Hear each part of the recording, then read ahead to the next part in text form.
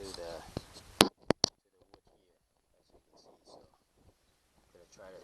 This is the 3M, very high bond tape. 3M, very high bond tape, double-sided. So I'm gonna cut it into that shape and then use it. Okay, so cut it off, and now that shows. So I'm just gonna put it on there. Double-sided tape. And now I'm just gonna put this on.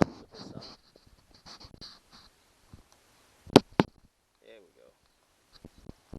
That's not gonna go anywhere.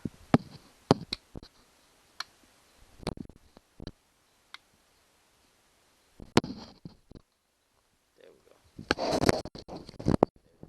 Okay, you can see it's not gonna come off. And this is the tape, the 3M, very